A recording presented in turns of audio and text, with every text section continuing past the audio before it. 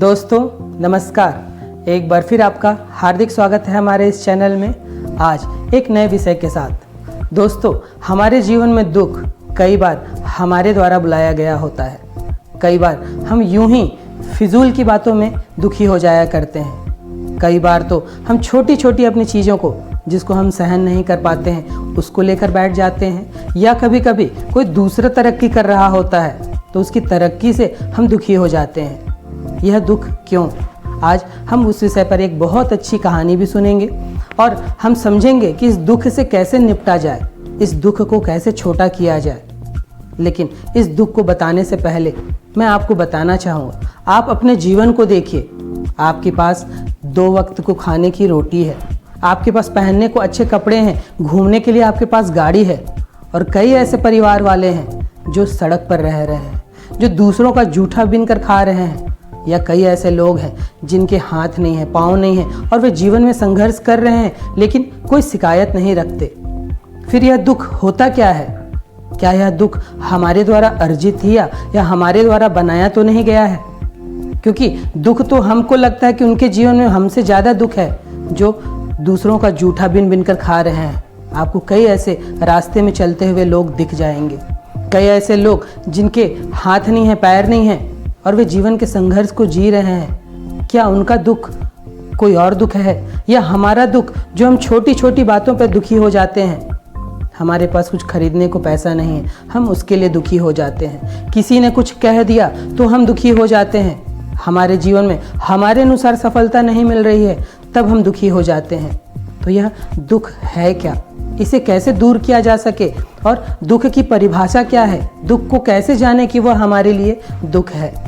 इस विषय पर मैं आपको एक कहानी भी बताता हूँ। लेकिन कहानी को कहने से पहले मैं कहना चाहूँगा कि कई बार दुख हम अपने द्वारा बना लेते हैं और बैठ जाते हैं और कुछ नहीं तो अंत में भाग्य को दोष देने लगते हैं। हमें इससे उबरना होगा, हमें एक नए नज़रिए से दुख को देखना होगा। क्या वह वाकई में दुख है?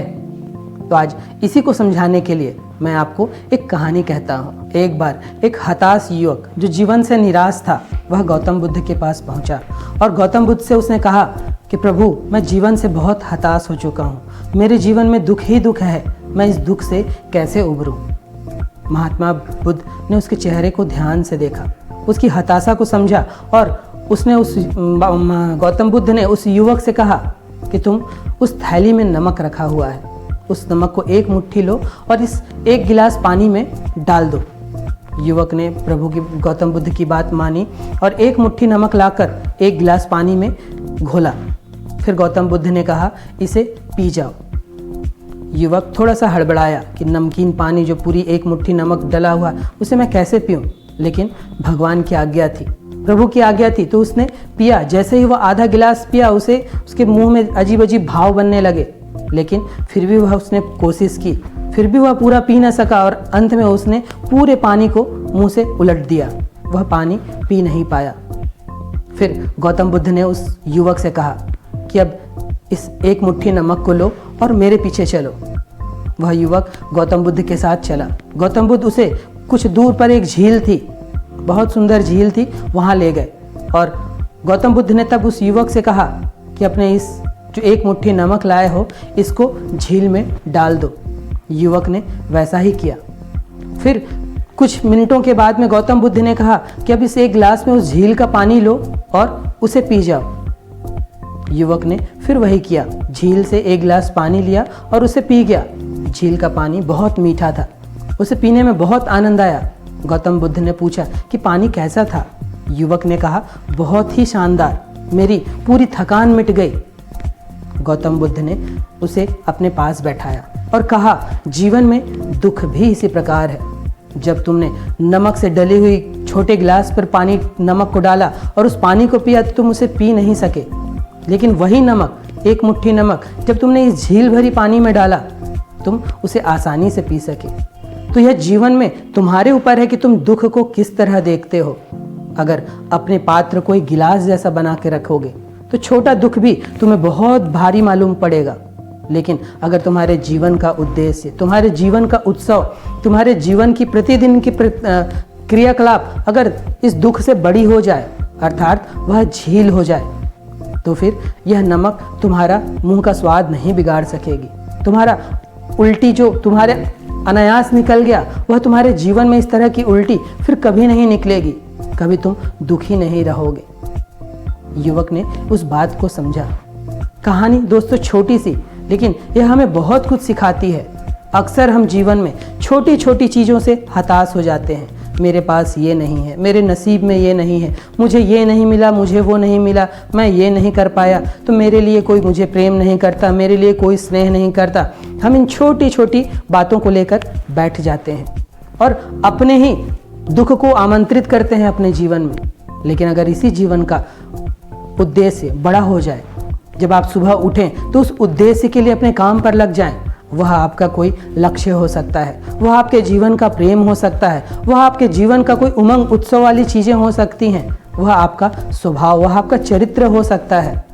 अगर वह स्वभाव, वह चरित्र, वह उद्देश्य, वह लक्ष्य झील की तरह बड़ी हो जाए, तो फिर कोई नमक आपके स्वाद को नहीं बिगाड़ सकती। लेकिन हमारा स्वाद तब बिगड़ता है जब हम अपने पात्र को गिलास जैसा बना लेते हैं, जब हम अपने आप को छोटा कर लेते हैं, जब हमारे जीवन का उद्देश्य छोटा हो जाता है, जब हमारे जीवन में प्रेम का अभाव हो जाता है, जब हमारे जीवन में उत्सव उमंग का अभाव हो जाता है, तब ये छोटे छोटे दुख, एक मुट्ठी नमक हमारे गिलास रूपी पात्र को नमकीन खारा बना सकती है, जो शायद हम पी ना सकें। उस युवक की तरह फिर वह उल्टी हो जाती है, और वह उल्टी द्वेष, जलन, दुर्भावना, पीठ पीछे बुराई, लोगों की चुगली, किस्मत को दोष देना, उसको दोष देना, इस रूप में निकलती है। जीवन आपका पूरी तरह फ्रस्ट्रेटेड हो जाता है। हमें इससे उबरना होगा, इससे बाहर आना होगा, अपने पात्र, अपने चरित्र को झील जैसा बनाना होगा। तो आज छोटी सी कहानी, लेकिन हमने इस कहानी से यही सीखा कि हमें अपने पात्र को बड़ा करना है, तब हमारा दुख बहुत कम हो जाएगा। हमने कई बार सुना है कि दुखी लोग भी सफल होते हैं, और वह सफल क्यों होते हैं? अपने स्वभाव के कारण, क्योंकि वह उस दुख में अटक नहीं जाते हैं, वह उस दुख में अपने आप को फंसा कर नहीं रखते हैं, वे अपने उद्देश्य की ओर देखते हैं, वे अपने जीवन में जो प्रेम है, उत्सव है, उमंग है, उसकी ओर देखते हैं, वे अपने चरित्र का ध्यान रखते हैं, वे अपने चरित्र का निर्माण करते हैं। स्वामी विवेकानंद जी कहा करते थे, चरित्र निर्माण हमारे जीवन की हर समय की प्रगति का परिचायक है। हमें अपने जीवन, वह 60 वर्ष का हो, 70 वर्ष का हो, 80 वर्ष का हो, अगर हम 75 वर्ष के बूढ़े भी हैं, तो हमें अपने चरित्र निर्माण में और आगे की सोच रखकर हर कार्य करना है। फिर ये छोटे छोटे नमक रूपी दुख हमारे झील रूपी उद्देश्य को नमकीन नहीं कर पाएंगे।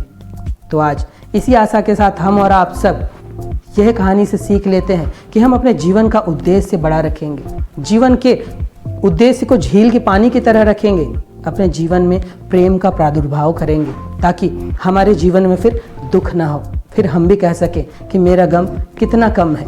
क्योंकि आपसे ज़्यादा दुखी लोग हैं जीवन में। जैसा मैंने शुरू में कहा कि ऐसे कई लोग हैं जो सड़क से बीन बीन कर खाना खाते हैं, दूसरों की जूठन को उठाकर खाते हैं। आप उनसे कहीं अच्छी स्थिति में हैं, आपके पास अच्छी परिवार है, आपके पास सब कुछ है, लेकिन फिर भी आप यूं ही दुखी हैं। तो आज हम कोशिश करते हैं कि हम इस दुख से बाहर निकलेंगे। दुख जैसी कोई चीज़ इस जीवन में नहीं होती है, यह दुख स्वयं हमारा बनाया होता है। तो आज इतना ही, धन्यवाद।